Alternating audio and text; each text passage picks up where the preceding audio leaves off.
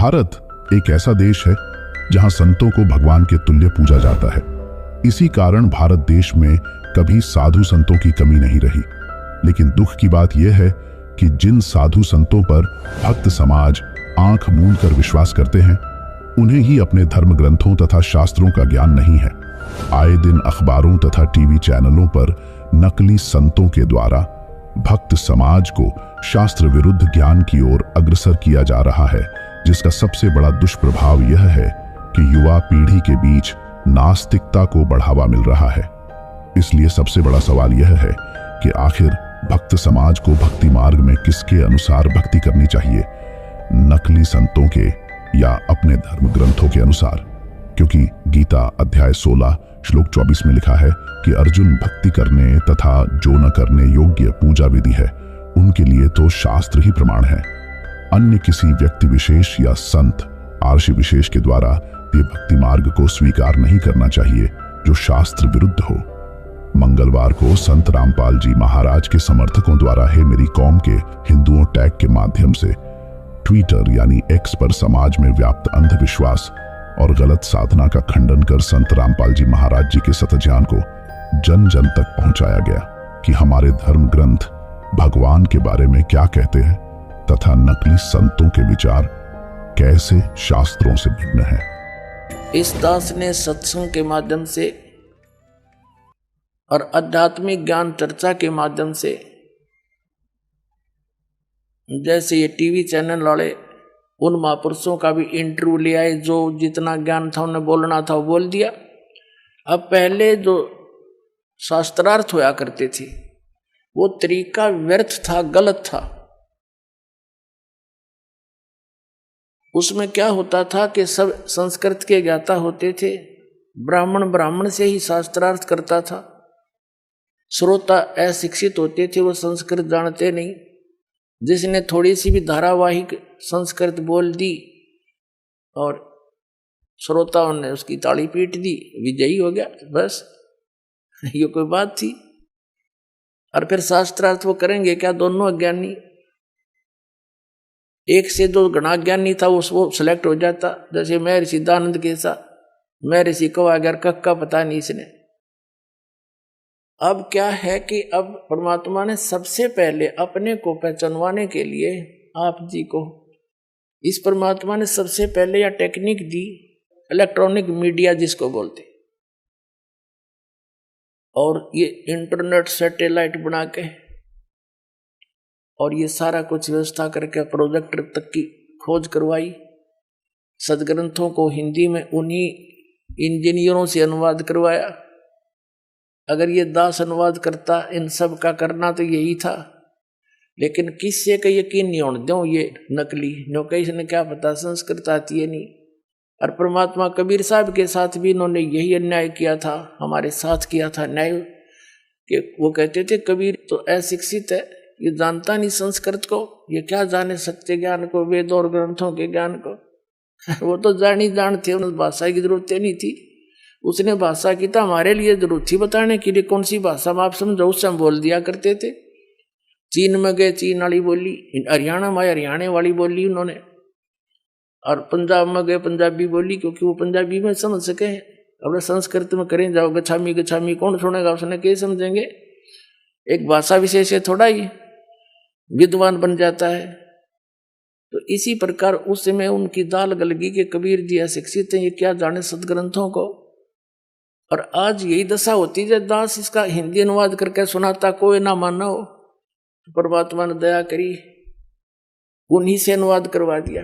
और कहते हैं चोर चुरावे तुमड़ी गाड्डे पानी में, वो गाड्डे वह ऊपर आवे, जो सच्चाई छे नहीं ना।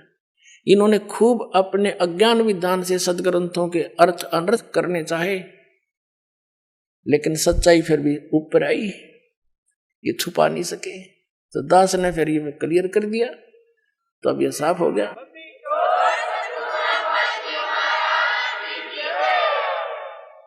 अब ये यूं और कहने लग गया, एक आधा जो कति फ्यूज फेल हो लिया, जैसे रांजडी वाला मधु परमहंस जी घनी छाती कूटा करता और नो क्या करता, मेरे पास जो वस्तु है इस ब्रह्मांड में नहीं है, और सब भक्ति के चोर हैं बाकी के, उसको छोड़ के पाखंडी है। बताओ, एक भक्त अभी अभी आया 1 महीने से 20 दिन से, वो बता रहा था कि मैं पहले राधा स्वामी पंथ में था, ठाकुर जी महाराज का सीधा चेला था, मैं परिचर था यानी वक्ता था, उनका सत्संग किया करता था, आदेश दे रखा था मेरे को, और मेरे को ये भी आदेश था, दीक्षा भी दिया करता, मैं नाम देता था। गुरु जी तो थे ठाकुर जी और नाम दिया करता वो भगत जी। बताओ कोई बात हुई? ऐसे ही ये जो सतपाल जी महाराज हैं और ये इनके भाई जो बाल योगेश्वर के हैं, जिसने प्रेम रावत अमेरिका रहता है, ये भी ऐसे ही करते हैं। और भी कई ऐसे प्रोसीजर अपना रखा है। नाम तो देगा एक संत बना रखे न, संत जी, और गुरु जी होगा सतपाल जी और ठाकुर जी। वाह रे शेरो, बता फेरे तले होगी राम सिंह ते और पति होगा श्याम सिंह। कोई बात हो इनकी? तो पुण्यात्मा ये सारा ही ऊट पटांग हो रहा था। इस दास पर दया करी दाता ने, ठीक है, संघर्ष तो करना पड़ा, जेल तक जाना पड़ा। इन अज्ञानियों ने दुनिया को भ्रमित करके रामपाल गुंडा है बुंडा है, न्योना बताया 1 नंबर का आदमी है। ये पता लग जाएगा, ये पता लग जाएगा संसार को।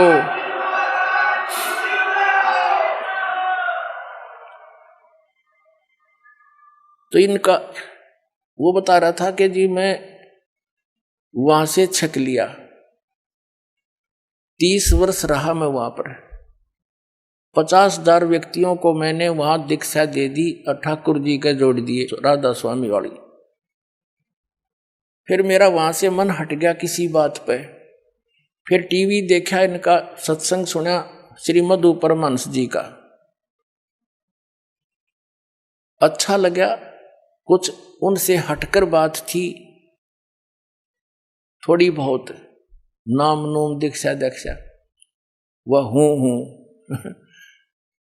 तो मैंने वहां दीक्षा ले ली। 2 वर्ष से वहां मैं जुड़ा हुआ था श्रीमद परमहंस से, जम्मू वाले से।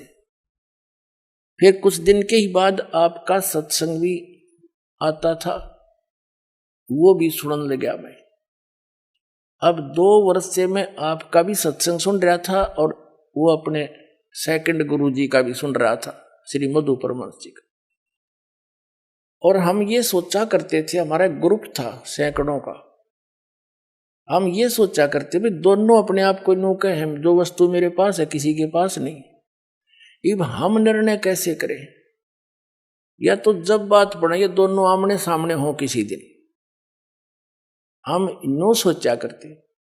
10 दिन के बाद वह दया भी होगी, साधना टीवी पर दोनों आमने सामने। और सत्संग जब शुरू हुआ बड़ी खुशी हुई, हमने अगले दिन की दोनों की जो सच्चाई सामने आ जाएगी। मैंने सब जगह फोन लगा दिया, जो श्रीमद परमहंस के मेरे साथी चेले थे, और सब ने अपने टीवी ऑन कर लिए, इधर उधर जाके इकट्ठे होकर बैठ गए सारे ग्रुप के ग्रुप। तो वो कह रहा था जी 3 घंटे प्रोग्राम चला, और जब प्रोग्राम समाप्त हुआ मैंने तो सर मारा धरती में पटक के, हे भगवान देख यो कित मूर्ख बना रहा था हमने आज तक। फिर लगे मेरे पास फोन आने सब साथियों के, कहने लगा ईब के करें के पायस मधु परमहंस दौरे खाखी कति खोखा। तो हमने स्कीम बनाई, चलो वहां आश्रम में सैकड़ों की संख्या मां का नाम लेगा उस मधु परमहंस के।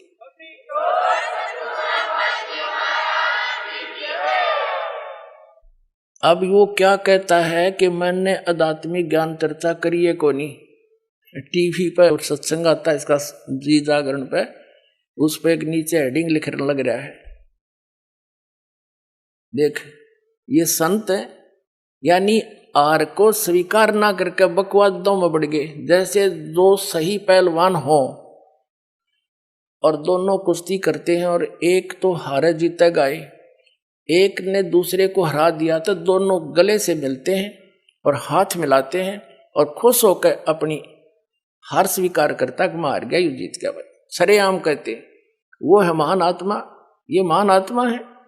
सरेआम झूठ बोला नो कहते आत्मिक ज्ञान तो हमने करिए को नहीं। अरे सामने बोलने लग रहा। अब आध्यात्मिक ज्ञान चर्चा क्या चीज है? परमात्मा के बारे में आप कहीं बैठकर किसी से चर्चा कर लो, आध्यात्मिक ज्ञान चर्चा है। टीवी वालों ने उससे पूछ लिए, 2 प्रश्न पूछने थे, उनका उसने जवाब दे दिया। इधर से हमारे पूछ लिए, हमने जवाब दे दिया, दोनों चला दिए। और आध्यात्मिक ज्ञान चर्चा कौन सी हो भाई? अब इसका सिर घूम गया, अब इन्हें ठिकाना नहीं रहेगा इस पृथ्वी पर। देख लेना, या तो इन्होंने स्वीकार करना पड़ेगा